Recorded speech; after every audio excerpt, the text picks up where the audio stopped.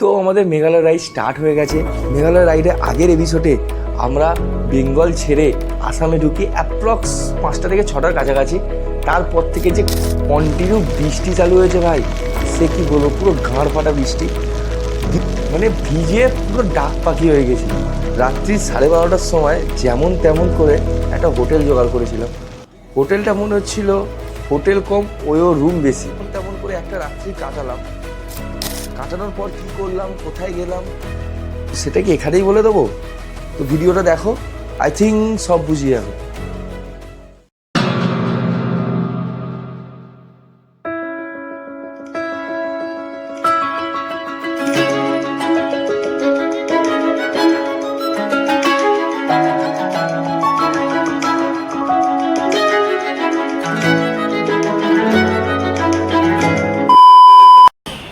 চাকরি করতে সময় গেছে 10টার কাছাকাছি।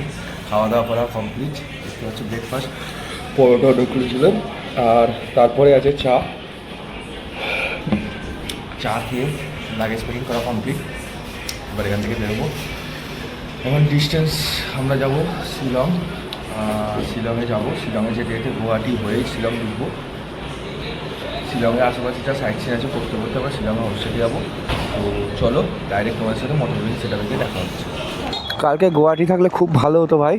দেখতে পাচ্ছ মা কামাখ্যার দর্শন করার পর আমরা বেরোবো এখান থেকে। ভাই good morning everyone, my name is Dipesh and you are watching bike আছে ইউটিউব চ্যানেল। চলে এসেছি মোটর ব্লগিং সেটাবে ভাই। এবার এখান থেকে বেরোচ্ছি। রাকেশ দা এখান থেকে নতুন রেনকোট কিনলো। আগের দিন রেনকোটে অনেক অসুবিধা হয়েছে রাকেশ দাদের, ওই জন্য ভুল করে রাকেশ দাদা ট্রেকিংয়ে রেনকোট নিয়ে চলে এসছে। ঠিক আছে, আমার বউটাকে বলছে পঞ্চু। তো এখান থেকে আমরা বাঁদিক নিয়ে, আর এখান থেকে কামাখ্যার ডিস্টেন্স দেখাচ্ছে 46 কিলোমিটার। আমরা NH উঠে পড়লাম এক্ষুনি, NH 27। চলো। আগের দিন এখানে লাজবাব বৃষ্টি হচ্ছিলো, লাজবাব মানে এত বৃষ্টি হচ্ছিলো বলে বোঝাতে পারবো না। তো এই ওয়েদার খুবই ভালো বৃষ্টির থেকে, কারণ বৃষ্টিতে ভিজিবিলিটি থাকে না, বিভিন্ন রকম সমস্যা হয়।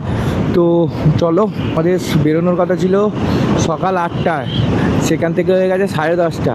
8টা, 9টা, 10টা, 11টা, 3.5 ঘন্টা লেটে চলছি। আজকেও আমাদের মোটামুটি শিলং ঢুকতে ঢুকতে রাত হয়ে যাবে ভাই।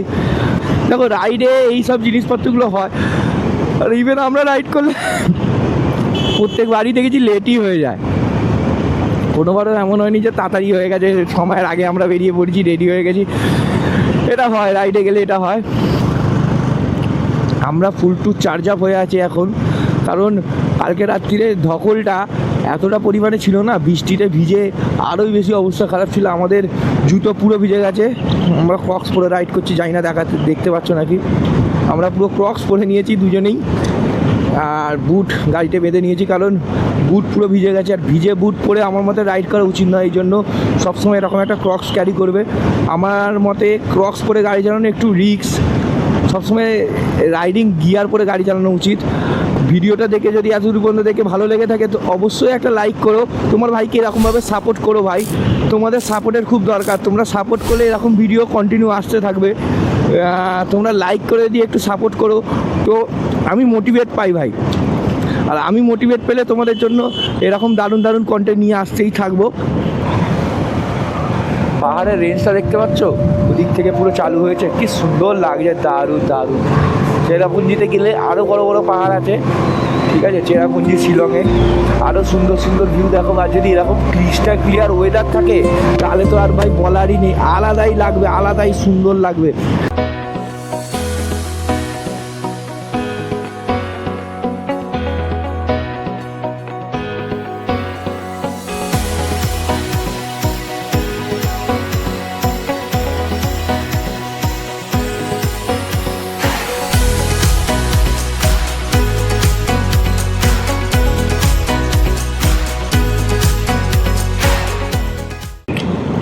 আর ভিডিওটা দেখে যদি এতদূর পর্যন্ত ভালো লেগে থাকে তো অবশ্যই একটা লাইক করো ভাই। তোমরা লাইক করতে ভুলে যাও কিন্তু। দেখতে পাচ্ছ চারমারিক রোডে চলে এসেছি। এই রাস্তাটাই কানেক্ট করে দেবে পুরো ওখান পর্যন্ত, রোডের কন্ডিশনে কাজ চলছে বলে তাই। ও হো, সামনে এই ছোটো ছোটো এই পাহাড়গুলো দেখে মনে হচ্ছে সেই পুরুলিয়ার পাহাড়, পুরুলিয়ায় ঠিক এরকম ছোটো ছোটো পাহাড় আছে, বাট সামনে আছে ওয়ার্ল্ড ফেমাস ব্রহ্মপুত্র নদী। আর দেখতে পাচ্ছ কত সুন্দর লাগছে ব্রহ্মপুত্র নদীটা, চারপাশ দিয়ে এরকম পাহাড়, আলাদাই লাগছে, আলাদাই। আর ওটাই হলো গুয়াহাটি শহর যেটা দেখতে পাচ্ছ দূরে। আর আমরা যাব ওই দিকে, শিলংয়ের দিকে। কত বড় ব্রিজটা দেখেছো, দারুণ লাগছে, দারুণ। দেখাই তোমাদের একবার ভিউটা ব্রহ্মপুত্র নদীর, বিরাট বড় নদী, বিরাট বড়, আমাদের গঙ্গার মতো চওড়া।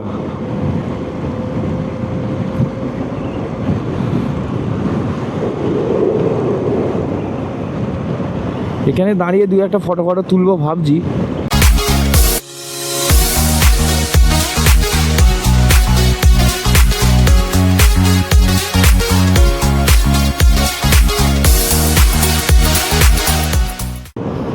আর ভাই এখানে কিছুক্ষণ সময় কাটালাম, টাইম স্পেন্ড করলাম।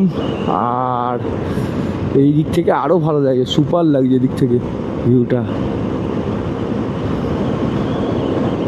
আলাগই লাগছে কিছু। এই দেখো তোমাদের দেখাই একবার, এই দেখো, দেখেছো ওই ওই দিক থেকে আমরা এলাম, পিছন দিক থেকে, এটা মাইটি, এটা 360 ভিউ।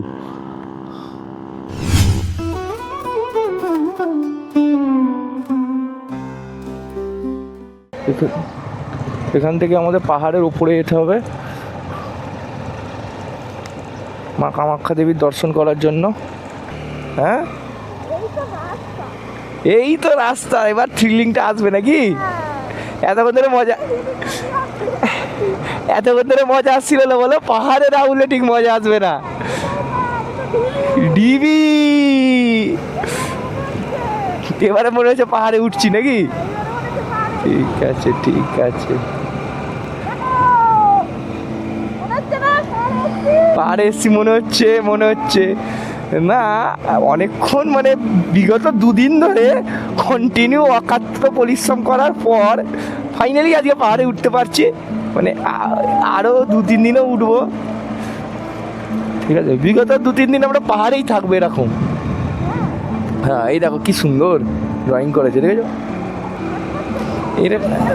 একদম এরকম ভিউ পাওয়ার জন্য আমরা ছটফট করছি কন্টিনিউ নাকি বিগত 2 দিন ধরে।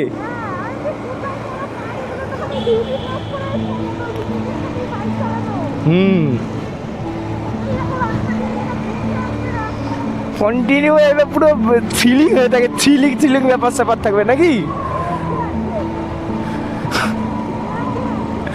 বিমানে মাইন্ড ব্লোয়িং।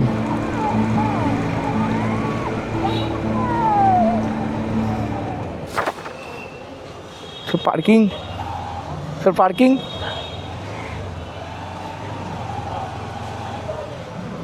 ওটা রাখি বলো তো, ওপরে নিয়ে যাবো, এখানে রাখার তো জায়গা নেই, সব তো ভর্তি।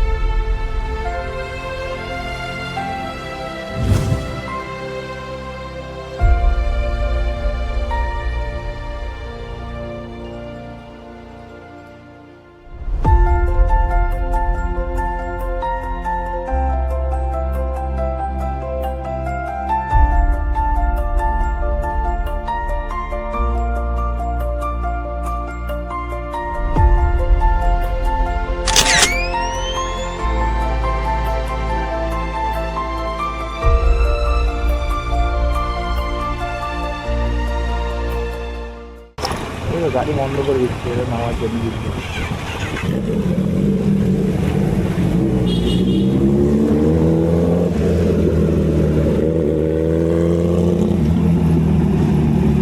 বোঝা তো রেস্টারে চলবে না কেন, বাইক আছে মানে সব জায়গায় চলবে।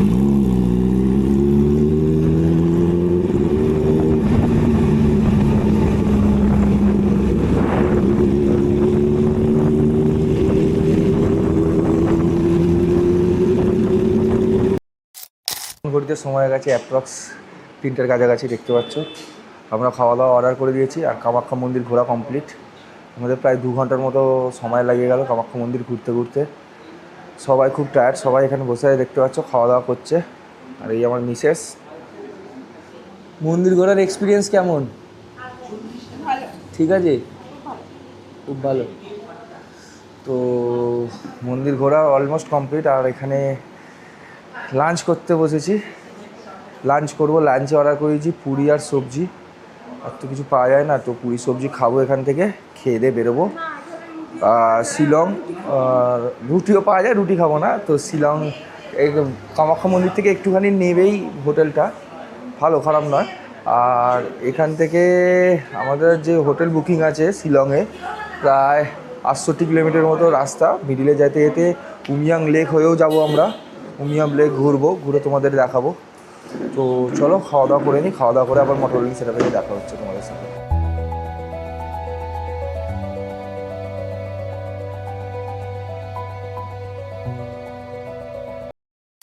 আর যাওয়ার সময় একটা লেক আছে উমিয়াং লেক, ওই লেকটা ঘুরে আমাদের দেখিয়ে নিয়ে যাব।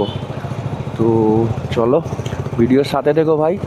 আর ভিডিওটা এত পর্যন্ত যদি দেখে থাকো তো অবশ্যই একটা লাইক করে তোমার ভাইকে সাপোর্ট করো এরকম ইনফরমেটিভ ভিডিও পাওয়ার জন্য। এবার আমরা উঠে পড়লাম ন্যাশনাল হাইওয়েতে। তো চলো যাওয়া যাক। শিলং এখান থেকে ডান দিকে, নাগাঁও 112 আর ডিমাপুর 202। তো আমাদের এখান থেকে ডান দিক নিতে হবে। তো চলো এখান থেকে ডান দিক গিয়ে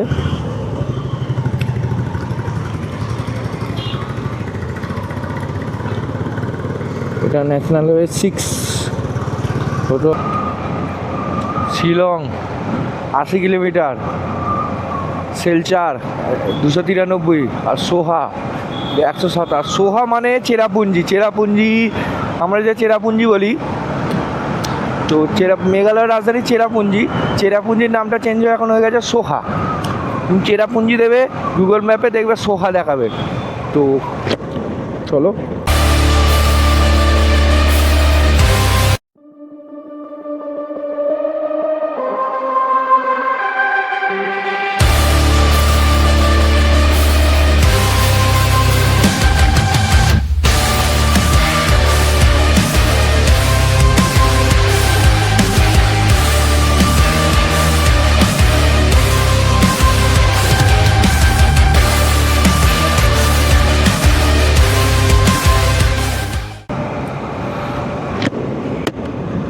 তো ভাই পাহাড়ে ক্লাইম্বিং করা স্টার্ট হয়ে গেছে। দারুণ লাগছে ভাই, দারুণ। আমাদের নেক্সট স্টপ হবে উমিয়াম লেক। বিশেষ করে পাহাড়ে গাড়ি চালাতে এত সুন্দর লাগে না, অপূর্ব লাগে।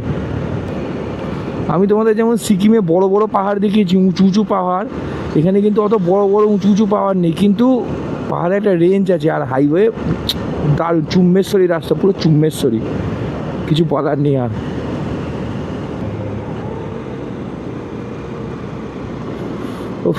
স্বর্গ স্বর্গ, গ্রিনারি দেখেছো? এই জন্য আসাম মেঘালয় বলা হয় গ্রিনেস্ট সিটি। মেঘালয় আছে ভাই cleanest city, world cleanest city. Greenery, ওফ, যেদিকেই তাকাচ্ছি সবুজ, পুরো মনটা পুরো গার্ডেন গার্ডেন হয়ে যাচ্ছে, পুরো মনটা পুরো রিফ্রেশিং হয়ে যাচ্ছে সবুজ দেখে। আর বাড়ি থেকে এত দূর গাড়ি চালিয়ে এসেছি এই ভিউটা দেখবো বলেই। কলা গাছ দেখো ভাই, কলা গাছ, কত কলা গাছ, একটা পুরো পাহাড়ি কলা গাছের। বাহ বাহ বাহ, আমাদের এখানে কলা গাছ দেখেছি একটা দুটো, বাট এক কলা গাছের পাড়েই প্রথমবার দেখলাম। তোমাদেরও দেখালাম, আরও অনেক কিছু দেখবো যেগুলো তোমাদের দেখাবো। ওই দেখো ওপরে লোকেরা কাজ করছে, দেখতে পাচ্ছ, চাষ করছে। ঠিক আছে, এখানে ক্যামেরা কতটা ভালো আসছে বুঝতে পারছি না, বাট ওপরে লোকেরা সব চাষবাস করতে। আর 1 কিলোমিটার মধ্যেই আমাদের শিলং যাওয়ার ফার্স্ট টোলটা পড়লো। চলো, ন্যাশনাল হাইওয়ে ভাই, টোল তো তোমাকে দিতেই হবে। সুপারি, কলা, বাঁশ, সুপারি গাছ দেখো, ভর্তি ভর্তি সুপারি গাছ। আমার মতে এখান থেকে সুপারি এক্সপোর্ট হয় অন্যান্য স্টেটে, এত সুপারি। রাস্তাটা ও দারুণ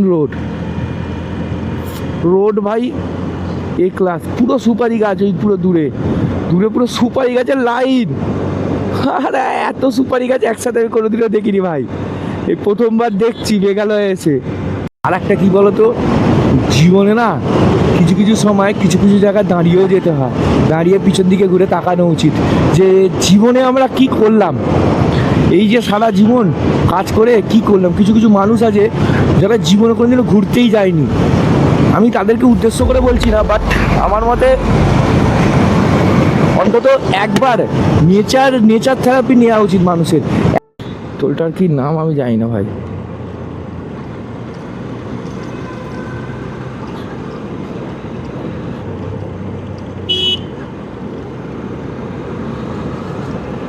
এইখানে মোটামুটি 70-80টা তুমি ক্রুজ করতে পারবে, যা রাস্তা আছে।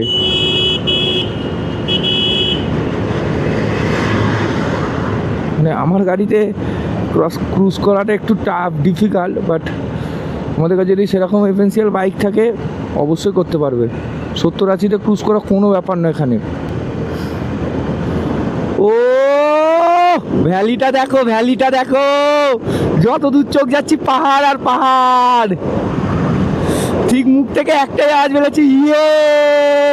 মানে বাড়ি থেকে 1100 কিলোমিটার গাড়ি চালানোর পরে এতটা বেশি এক্সাইটেড ভাই, বিরাট এক্সাইটেড। 1100 কিলোমিটার গাড়ি চালাতে হয়েছে, কষ্ট করতে হয়েছে ভাই এত এক্সাইটমেন্টের জন্য। সত্যি দিটস কল মেঘালয়া। আর ভাই নিজের কন্ট্রোলে সবসময় গাড়ি চালাবে, এক্সাইটমেন্টের বসে এমন কিছু কাজ করে ফেলো না যেটা তোমাদের ট্রিপটা পুরোটা নষ্ট হয়ে যায়, ঠিক আছে? তো সবসময় নিজের যতটা তুমি কন্ট্রোল করতে পারবে পাহাড়ে, দেখো ততটাই তুমি স্পিড তোলো, কোনো ব্যাপার না। জীবনে ভাই টাকা অনেক কামিয়ে নেবে, কিন্তু একটা সময়ের পর জীবনে গিয়ে যখন পিছনে ফিরে দেখবে যে আমি কি করেছি, হয়তো টাকা অনেক কামিয়ে নেবে, হয়তো অনেক বড় লোক হয়ে যাবে, কিন্তু এই এক্সপিরিয়েন্সটা বস মিস করে যাবে। জানো তো, টাকা থাকলে সব কিছু হয় না, ইচ্ছা থাকলে সব কিছু হয়। এটা সবসময় মাথায় রাখবো, ইচ্ছা, যে কোনো জিনিসের ইচ্ছা। আমার যেমন মোটর ব্লগিং করার একটা ইচ্ছা আছে, তাই জন্য আমি তোমাদেরকে এত কিছু দেখাতে পারছি। আর ফ্রেন্ডস, মজা আসছে তো নাকি? মজা আসতে হবে সবসময়, ভিডিওতে মজা না আসলে কী করে হবে? তোমার জন্য এত কষ্ট করে ভিডিওগুলো শ্যুট করছি। দিন মাঝখানে গাড়ি চালাবে না, অপূর্ব লাগছে, অপূর্ব, জাস্ট কিছু বলার নেই। আর তার উপরে এত সুন্দর ওয়েদার, না ঠান্ডা না গরম, আর এত রকমের গাছ দেখতে পাচ্ছি না, হ্যাঁ কী বলবো। সত্যি মানে পাহাড় মেডিটেশনের একটা অংশ, এবার বুঝতে পারলাম। আর ভাই এখানকার লোকগুলো খুব ভালো, যা বলো তাই। পাহাড়ি লোকের মনে কোনো পেঁচ থাকে না ভাই। জীবনে কিছু হোক না হোক, এই একটা স্মৃতি করে রাখতে পারছি ভাই। তোমাদেরকে নিয়েও আমি যাচ্ছি, তোমাদেরকে নিয়ে আমি রাইডটা করছি। জানি না তোমাদের আশা করি ভালো লাগবে। তো যদি ভিডিওটা দেখে ভালো লেগে থাকে তো অবশ্যই একটা লাইক করে তোমার ভাইকে সাপোর্ট করো। এই চ্যানেলে নতুন হয়ে থাকে অবশ্যই সাবস্ক্রাইব করে দিও চ্যানেলটাকে, যাতে এইরকম ভিডিও তোমরা কোনোভাবে মিস না করো। ভাই 125 সিসি বাইক নিয়ে যা অ্যাডভেঞ্চার করছি না, আলাদা লেভেলের অ্যাডভেঞ্চার। মানে বহু লোকের এইসব করতে গিয়ে অবস্থা খারাপ হয়ে যাবে। 125 সিসি বাইক, সঙ্গে বউ, উইথ লাগেজ। আচ্ছা লোক কেন, আচ্ছা রাইডারের অবস্থা খারাপ হয়ে যাবে। বাট তোমার ভাই সব কিছু করে, কারণ বিয়ে করে বেরিয়েছি ভাই, বউকে ছাড়া ঘুরে যাবে না। মানে ওই একটা কথাই জানো তো, শিব শক্তি ওই রকম, বউ আমার শক্তি।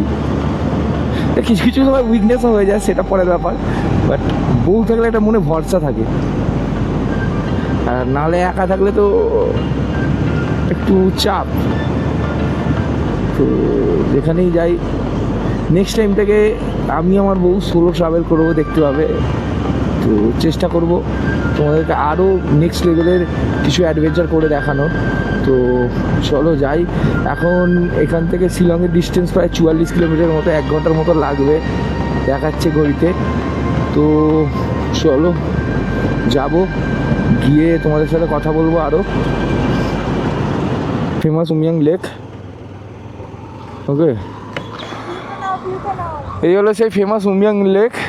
রাত্রির হয়ে গেছে, ওই জন্য কিছু দেখা যাচ্ছে না, তোমাদের এপারে নিয়ে এসে দেখাই। হ্যাঁ, লেকটা দেখতে পাচ্ছ কত বড়, অপূর্ব লাগছে, কিন্তু এখন কুয়াশায় ভর্তি হয়ে গেছে, বাট জানি না কেমন লাগছে। আর এই যে রাস্তাটা চলে যাচ্ছে এটা হলো শিলং, ওই যে দূরে আলোগুলো দেখা যাচ্ছে এটা হলো শিলংয়ের রাস্তা। এদিকে লেক নেই, ওইটুকানি। এটা পুরো এইখান থেকে চালু হয়েছে, পুরো ওই অত দূরে, এটা ন্যাচারাল লেক। এদিকে নেই, এদিকে নেই, এদিকে জল নেই। হ্যাঁ, সিনিয়ালটা তো ভালো, চলো যাই। হালকা মাইল্ড ঠান্ডা আছে, মাইল্ড। আমাদের এখানে যেমন শীতকালে সকালবেলা থাকে ওরকম, বেশ ভালো লাগছে ভাই।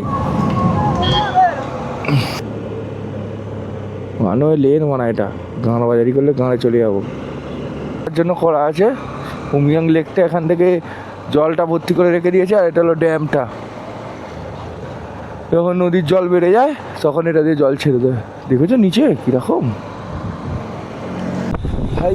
এখানে একটা স্টেডিয়াম দেখলাম, আমরা এই মুহূর্তে আছি শিলংয়ে, কি সুন্দর লাগছে। জানি না ক্যামেরায় কতটা ভালো আসছে।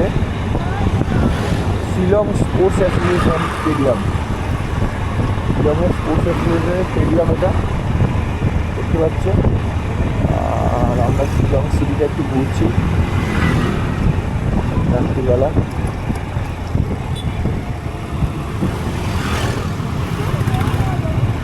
না খুব একটা বড় না, কিন্তু ট্রাফিক প্রচুর।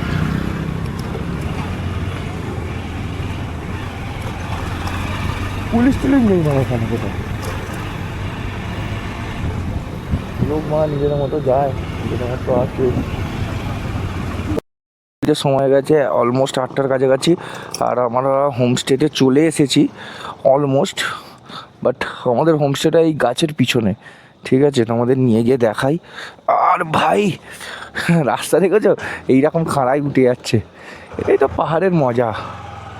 আবার 2-ওয়ে লেন, কিন্তু আমাদের হোমস্টে ওই দেখো, ওইটা এখান থেকে নেমে যাওয়া যাবে, ওই দেখো এই সামনেরটা, কিন্তু আমাদেরকে ঘুরে যেতে হবে। মানে সবাই দাঁড়িয়ে আছে নিচে, কোনটা দিয়ে ঘুরে যাব ওটাই তো হলো সবচেয়ে বড় ব্যাপার। বলছে এটা দিয়ে পাহাড়টা পুরোটা ঘুরে যেতে হবে। ভাই স্টিপটা আলটিমেট লেভেলের, দেখতে পাচ্ছ কীরকম রাস্তাটা, রোডটা। এই রোড দিয়ে আমরা নেমেছিলাম।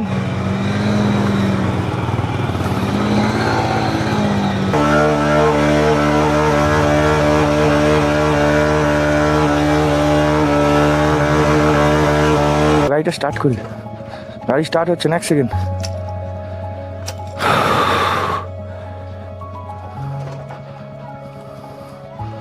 মানে গাড়ি স্টার্ট নিচ্ছে না কেন?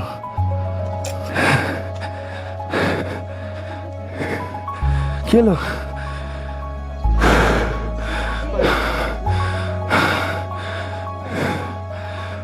বললুম যে ও এক কষ্ট হবে, আমার গাড়ির পিছনে বসে তুমি বসলে না, ওকে তো বসতে দিতে হয়।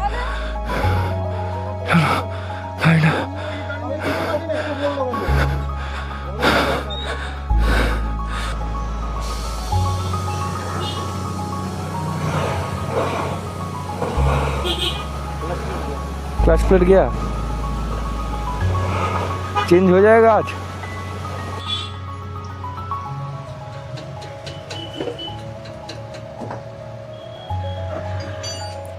অবস্থা খুবই খারাপ।